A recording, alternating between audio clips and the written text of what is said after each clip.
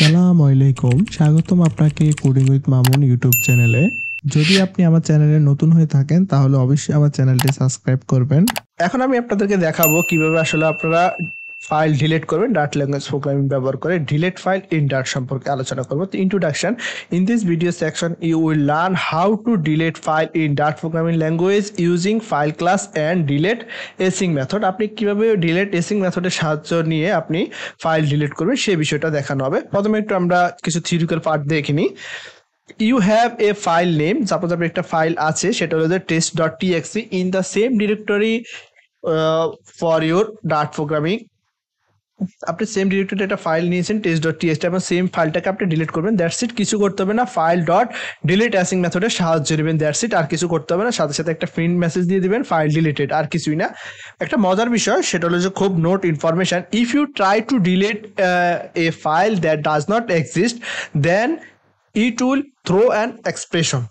যদি আপনার ফাইলটা নাই থাকে সেক্ষেত্রে আপনি যদি ফাইল ডিলিট কমান্ডটা ব্যবহার করেন সেক্ষেত্রে এক্সপ্রেশনটা থ্রো হবে। তো চলুন একটু প্র্যাকটিক্যালি দেখি এটা আসলে কিভাবে কাজ করে, কারণ বিষয়টা আসলে খুবই ইম্পর্টেন্ট। ঠিক আছে, সেক্ষেত্রে আমি চলে যাচ্ছি মেইন কাজে। তো এখন আমি আপনাদেরকে দেখাবো সেক্ষেত্রে আপনি কিভাবে ডিলিট একটা ফাইল তৈরি করবেন। তো আমাদের মেইন মেথডটা ঠিক আছে, তো আমি এখানে কমেন্ট করে দিয়ে দিচ্ছি ওপেন ফাইল। তো ওপেন ফাইলের মধ্যে প্রথমে আমরা কি নিতে হবে, ফাইল ইজ ইকুয়াল টু, আমরা এখানে দিয়ে দিচ্ছি ফাইল ডট ফাথ। তো এখানে প্রথমত এই দেখেন এখানে আমাদের কি অলরেডি কি ফাথ আছে, একটা ফাইল আমরা এখানে তৈরি করে আছে অলরেডি, test.txt ফাইলটা আমাদের এখন অলরেডি আছে। তো আমরা এই ফাইলটাকে ডিলিট করব। তো আমরা এখানে দিয়ে দিচ্ছি test.txt। ওকে ফাইন, test.txt ফাইলটা আমাদের অলরেডি আমি এখানে নিয়ে নিয়েছি, test.txt ফাইলটা। ঠিক আছে, test.txt। এখন এটাকে আমরা ডিলিট করবো। তো ডিলিট করার জন্য যে কমান্ডটা আমরা ব্যবহার করব, ডিলিট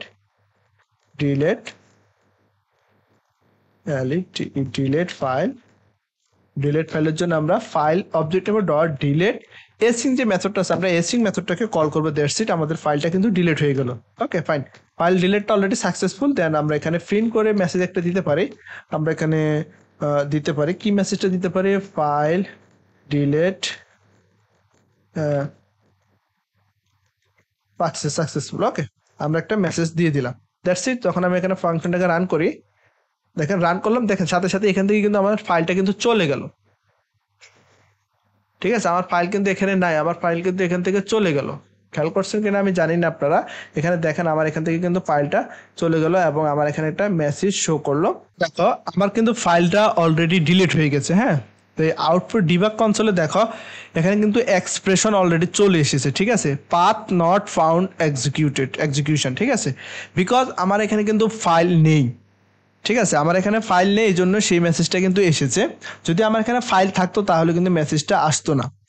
তো এখন দেখো আমি এখানে বলেছি if you try to delete an file that does not exist then it will throw an expression. কারণ আপনার যদি ফাইল না থাকে সেক্ষেত্রে সে এক্সপ্রেশনটা দেখাবে, এক্সপ্রেশন থ্রো করবে। তো এখন এই এক্সপ্রেশনটা আমরা কিভাবে হ্যান্ডেল করবো সেই বিষয়টা এখন দেখবো, কারণ এখানে ফাইল নেই সেক্ষেত্রে এক্সপ্রেশন দেখাচ্ছে। যদি এখানে আমার ফাইলটা থাকতো, সাপোজ আমি এখানে আবারও ফাইলটা ক্রিয়েট করে নিচ্ছি, সাপোজ ফাইলের নাম দিচ্ছি আমি test.txt।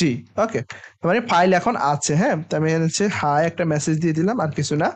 That's it. তো এখন যদি ফাংশনটা রান করি, ডিবাগ কনসোলে একটু খেয়াল রাখবেন, লেখা আছে ফাইল ডিলিট সাকসেসফুল। এই যে ডিবাগ কনসোলে ফাইল ডিলিট সাকসেসফুল লেখাটা এসেছে, বাট আবারও যদি আমি রান করি এখন কিন্তু আবার এক্সপ্রেশনটা দেখা দিয়েছে, তার মানে এক্সপ্রেশন আসবে সেটা আপনি শিওর। Okay, that's it. তো সেকেন্ডে যেটা দেখবো সেটা হলো যে delete file in if exist.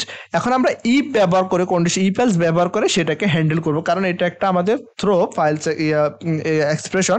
আমরা এররটাকে ক্লিয়ার করব। You can use file exist async method to check if the file exists or not. if exists then you can delete it। এখন আমরা জাস্ট একটা কন্ডিশন ব্যবহার করব, সেটা হলো প্রথমত কন্ডিশন ব্যবহার করব ফাইলটা কি আজও আমাদের এখানে আছে কিনা, যদি থাকে সেক্ষেত্রে সে ডিলিট করবে, আর যদি না থাকে সেক্ষেত্রে সে সেটাকে ডিলিট করবে না। ওকে ফাইন, তো এখন সেটা আমরা কিভাবে করব, তো আমরা এখন চলে যাচ্ছি আমাদের ফাইল যে মেথডটা আছে সেই মেথডটা এখানে থাকবে, জাস্ট এখানে আমাদের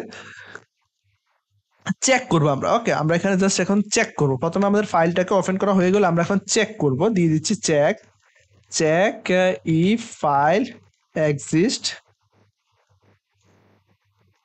এক্সিস্ট, ঠিক আছে। এক্সিস্ট আমরা এক্সিস্ট কি জন্য ব্যবহার করবো, সেক্ষেত্রে কন্ডিশন দিব একটা, মানে ফাইল ডট আমরা এখানে এক্সিস্ট যে মেথডটা এক্সিস্ট সিং মেথড যেটা আছে সেটার প্রপার্টির সাহায্য নিব, এবং যদি এই প্রপার্টিটা আমাদের কাজ করে ফাইল যদি থাকে সেক্ষেত্রে আমরা এই যে আমাদের কন্ডিশনটা আছে এই কন্ডিশনটাকে আমরা কাট করে নিয়ে আমরা এখন ইফের ভিতরে ঢুকিয়ে দেবো। যদি আমাদের ফাইলটা না থাকে সেক্ষেত্রে আমাদের লুপ এলসি চলে আসবে, এবং এলসি আসে কি প্রিন্ট করবে, এলসি আসে প্রিন্ট করবে প্রিন্ট, আমরা এখানে দিচ্ছি প্রিন্ট। এখন এখানে আমরা কি প্রিন্ট করতে পারি, file file dot not exist, okay. তো ফাইল নট এক্সিস্ট এই লেখাটা এই মেসেজটা আমরা এখন প্রিন্ট করব। তো এখন প্রথমত দেখেন আমি এখানে রান করলাম, এখন যদি রান করি ফাইল ডাজ নট এক্সিস্ট, কারণ আমার এখানে ফাইল ডিলিট হয়ে গেছে। আবার আমি আবার নতুন আরেকটা ফাইল এখানে তৈরি করি, আমি দিয়েছি টেস্ট ডট টিএক্সটি, ওকে। টিএক্সটি ফাইল আবার তৈরি করে নিলাম, ওকে। সাপোজ এই ফাইলটা তৈরি করে নিলাম। এখন যদি ফাংশনটা রান করি, অলরেডি দেখছেন ফাইল ডাজ নট এক্সিস্ট লেখাটা এসেছে।